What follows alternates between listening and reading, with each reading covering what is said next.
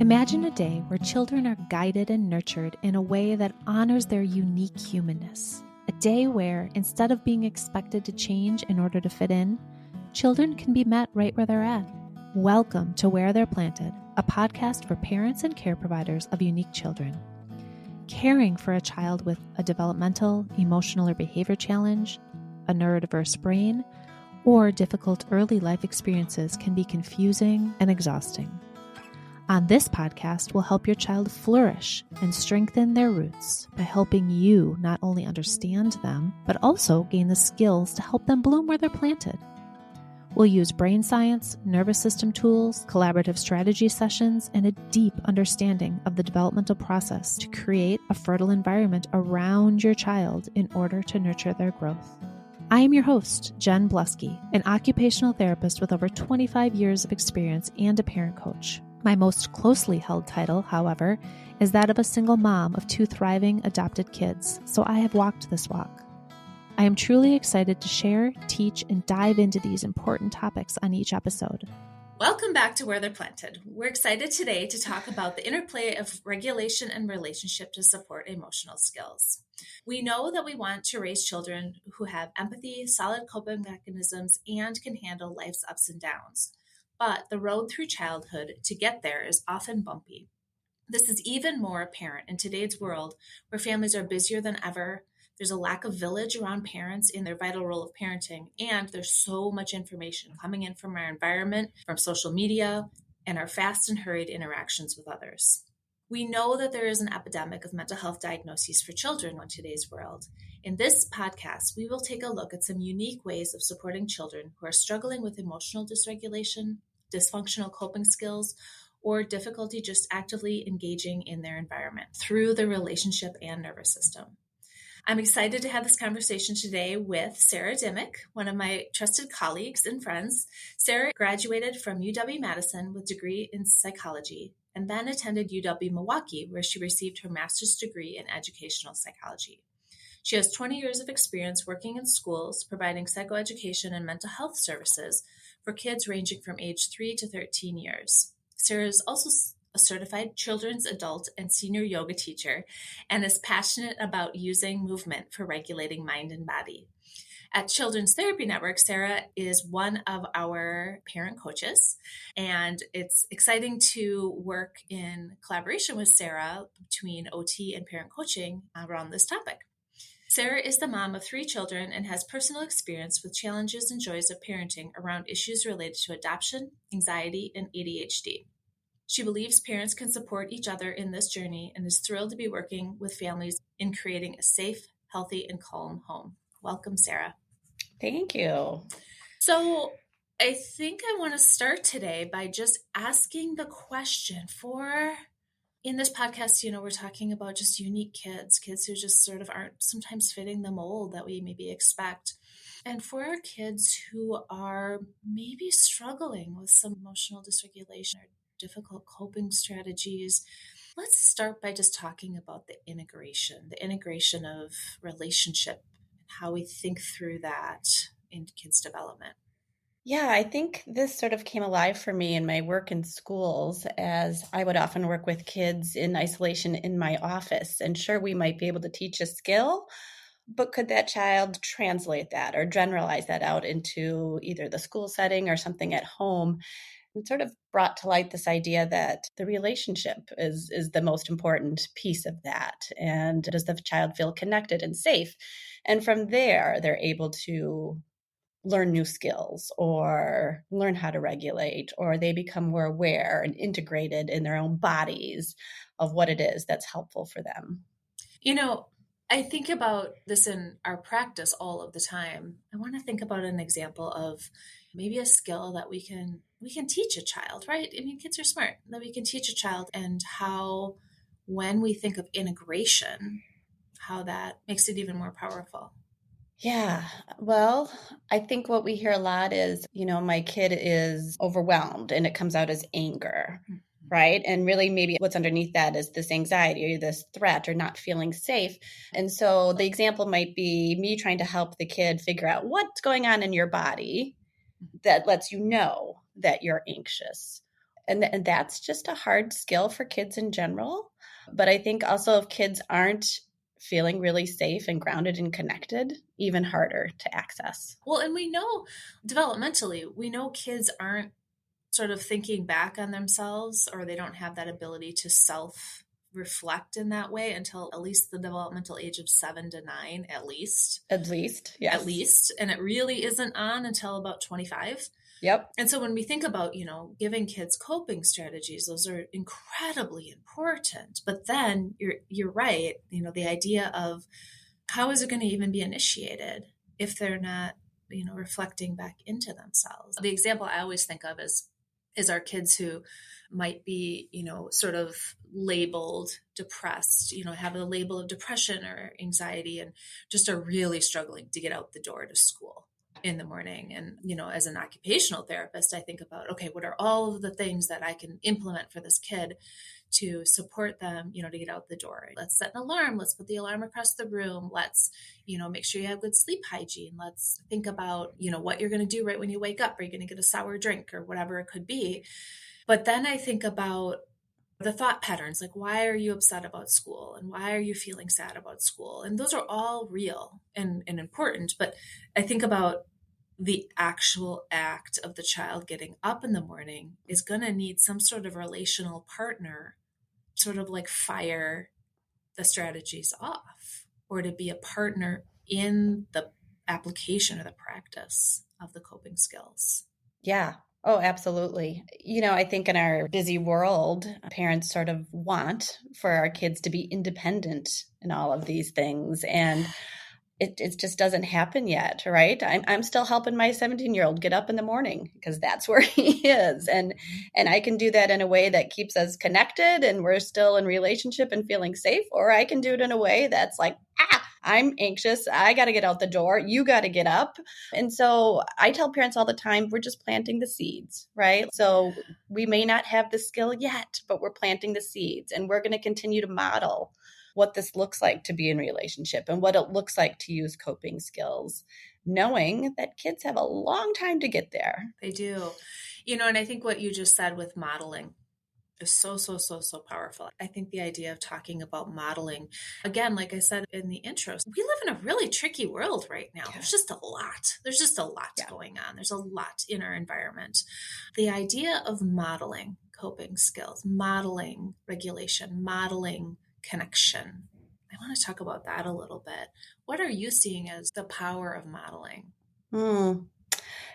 I think what comes to mind first is kids who have a hard time making a mistake. Sort of they make a mistake and they take it very personally and it goes into shutdown or shame, or maybe it comes out as anger. And it's because they haven't been modeled how to make mistakes, right? So thinking about the grownups in their lives, our teachers often saying, oh, shoot, I made a mistake. Oh, that's all right. I know how to fix this. Or as parents, are we saying, wow, I really messed that up and I'm sorry. And here's what I'm going to do next time to keep myself calm. And so I'm thinking, of course, kids don't know how to manage mistakes because they haven't seen the adults around them. Right. Well, and what is more human than making mistakes? Like, right? That's how we all grow and learn and change and decide how we want to be in the world is through sometimes getting it wrong first. Yeah. And I think it's so interesting, especially in that parent-child dynamic, the idea of a parent making a mistake and like owning it is a little bit of a new concept. I don't know. When I was a child in my generation, parents didn't say, oops, I'm so sorry that I XYZ. There might be I did this because you whatever, didn't clean the kitchen or whatever it might be. But that idea that we can reflect back on ourselves in a supported way. Yeah, absolutely. I think that you're right. There's a sort of generational shift of parents being able to own their own stuff and say, yikes, that's not how I wanted to do it. Here's my apology. Here's what I'm going to try next time. And I think ultimately that's what parents want for their kids, is to be able to grow up and be in relationship and make mistakes and be okay with it, and to own their feelings and to be okay with it and to get their needs met. But parents have to model all of that for their kids to get there.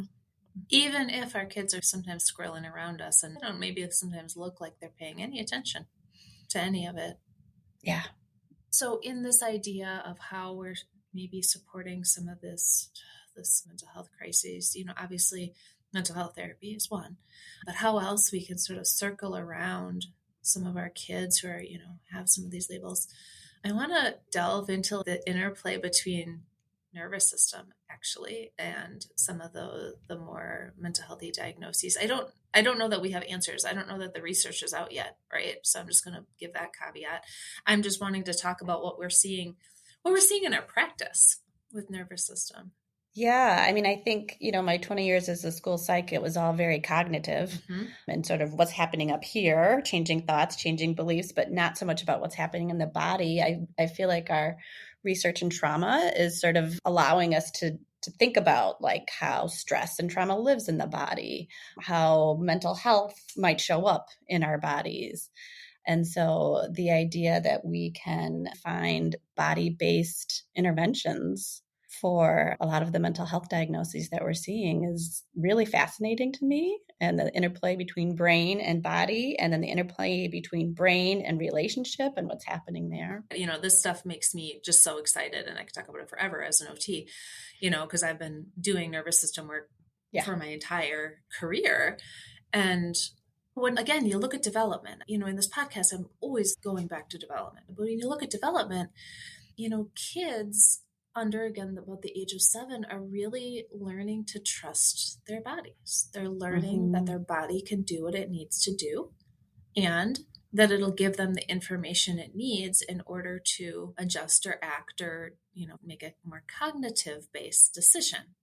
And I'm thinking about this idea that what if we made sure that that was solid and strong as a foundation, as a foundation to some of the thought patterns or some of the coping strategies, that we can really trust our bodies to be there for us. And what I mean by trust our bodies is that for some of our kids, they may not be sensing, their sensory systems might not be sensing movement accurately. So therefore, they always have to move fast in order to be able to understand their world. And then they go to school and they're told to sit still, which then means that they can't trust their inherent need to move because they don't know what else to do. Now, they can't be running around the classroom. So there's this mismatch. And then what happens in that meaning-making brain of ours, right? There's this meaning-making brain that we all have. We're all just trying to make meaning. We're all trying to make sense of our experiences. And a meaning-making brain might be like, well, I'm not competent. I can't sit still, right? And then what does that do for self-esteem and all the other things? And so there's this lead up that we sometimes see with bodies, kids just not being able to fully trust or pay attention to their body. Another one is I notice when kids fall down and get hurt, right? Is one, if that is something that's sort of, systematically honored through your relationship, you can be like, oh yeah, my knee hurts. Great. And you can kind of work through it.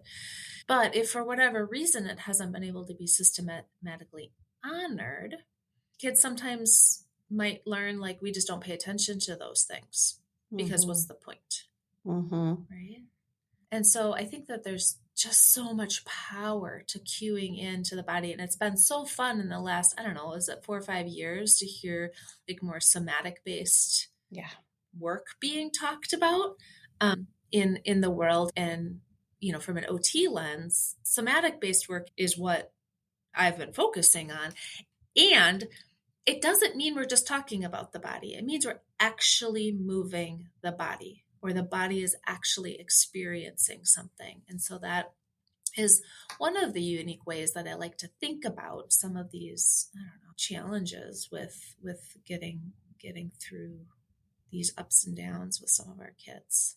Yeah. And part of what I heard you say was sort of this foundation and honoring. And to me, that speaks to the attachment piece. Again, right? This foundation of attached, and do I feel safe and seen and soothed? And then from there, I can build these skills.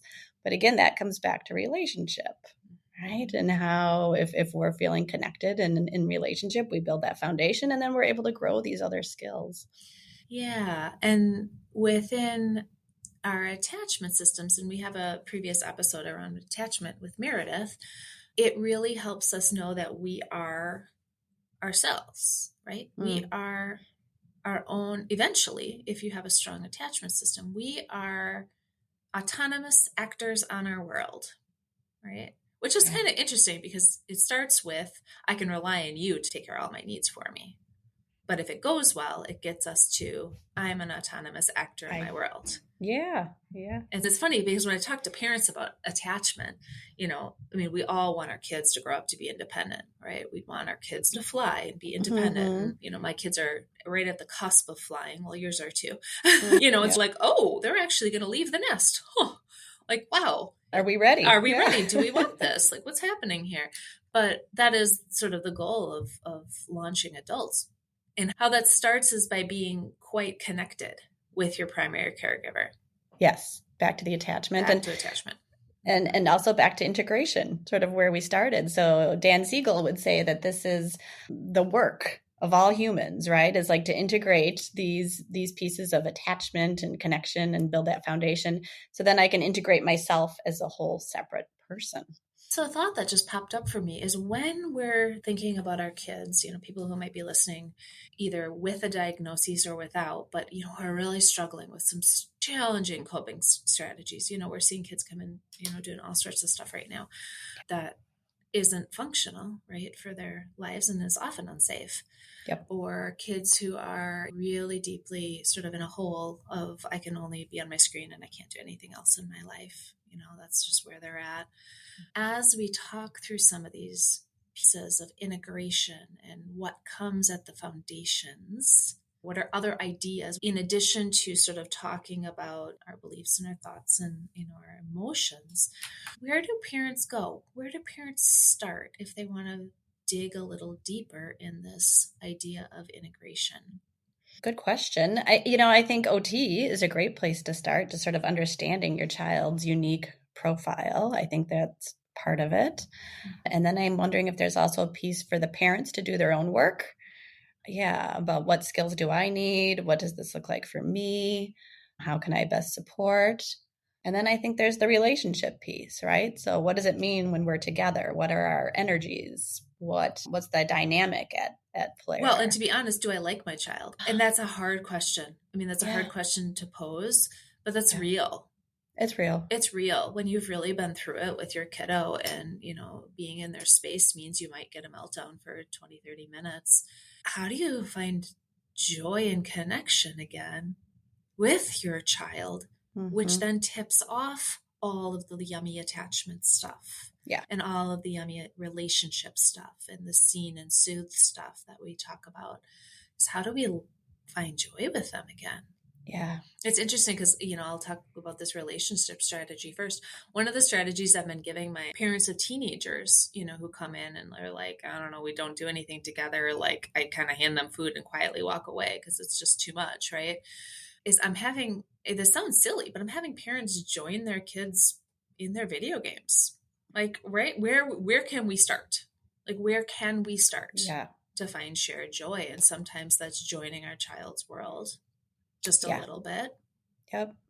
Yeah, I would agree. I think it's any bit of connection, and sometimes that'll have to start with the kid's interest, right? And so what's our entry point? And it often is video games. Sometimes there's like shared TikTok videos or Instagram reels that are funny or something. Just any sort of, send it off to your kid, let them know that you're thinking about them and this reminded you of them, and something fun and joyful. It's funny that you bring that up because my daughter and I, that is one of our ways of finding connection when it's hard. Yeah. Right? When it's hard and we, probably won't be super regulated together if we're in the same physical space, we can find joy and connection through shared Instagram videos, which isn't sort of the end goal, but it's a place to start. Yeah. I often find I also need to do something physical with my kids. Like they don't want to sit on the couch and talk to me. No. But No, but if I can get one to take the dogs on a walk with me, or, we're just sort of doing something that's not talking, you can find a moment, an interest. You can ask a question. You can get an insight. Driving in the car is another one that I like. I really like the strategy of when we're really trying to use relationship to sort of find a landing pad for some of our kids who are really struggling. The car is a lovely place because you don't really have to look at each other. Yep. Yes, you can't look at each other very well in the car. And there's no expectation kind of to do anything. And so it's a safe, free space, so long as the parent isn't barraging with questions and things like that. Other strategy, let's talk a little bit about, you spoke about finding the unique profile of the child through a more body-based approach, occupational therapy being one of them. And I feel like in that work, what a strategy for parents is, I always cue my parents to really look at what the child is already doing, even in the moments of distress. So I'll give an example of a family I was supporting yesterday. I said, well, what is happening in those moments of distress? Like, what is your child doing? And they said, well, most typically they're doing one of two things. They're either raising their hand to throw something at me, or they're coming at me with hands out to like barrel into me or push me over.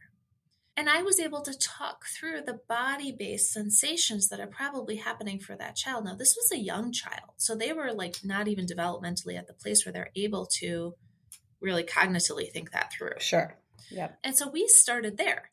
Wow, your child really needs some activation during those moments, right? They need to get the sensation out of their body. They need to activate.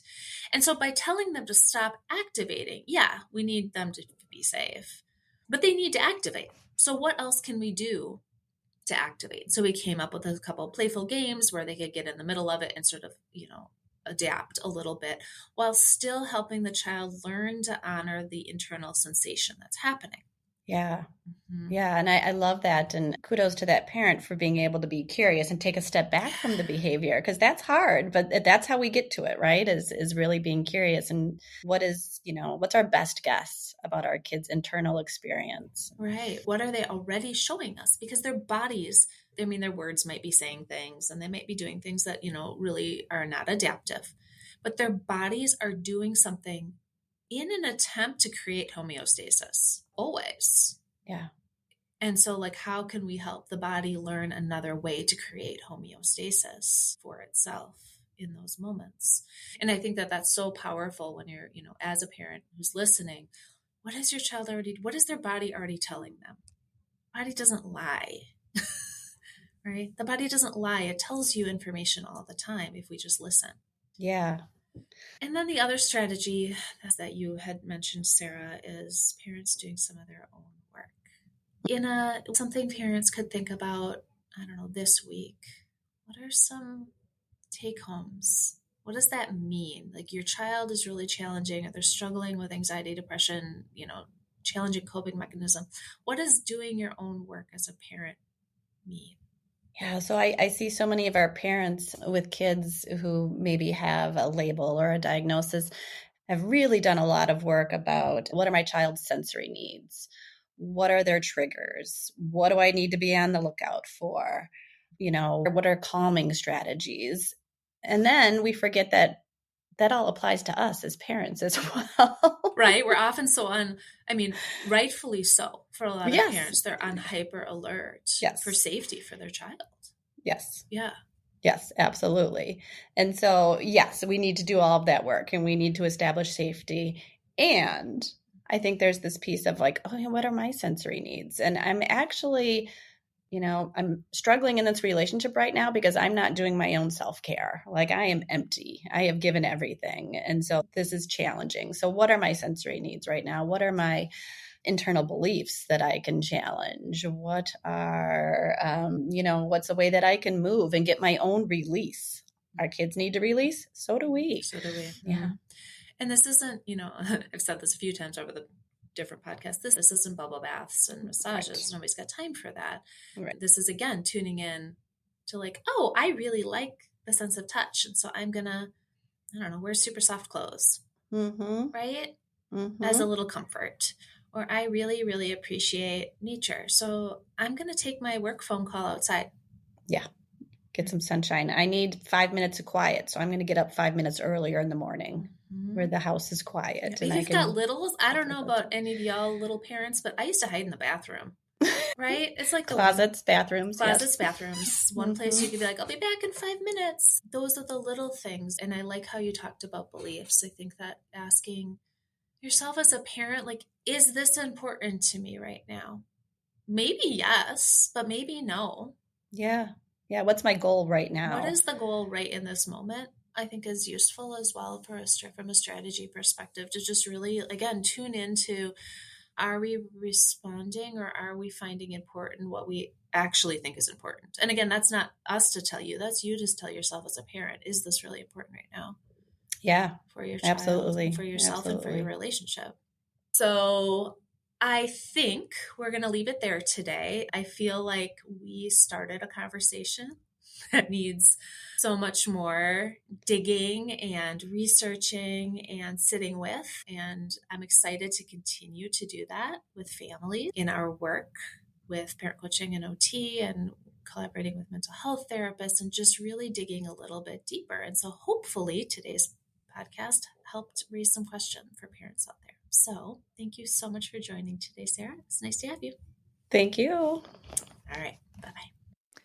If you like what you heard today, check out our Empowered Parent Coaching course offered through Thriving Parents Collective. In this course, you will get videos and course content to help you learn and develop the strategies you seek to meet your child right where they're at. Go to the show notes for the link. Where They're Planted is a Lit Path Studios podcast and is produced by Jamie Gale and Jen Bluske. Music is by Gaston Reen and Pod 5. Thank you for loving your child right where they're planted.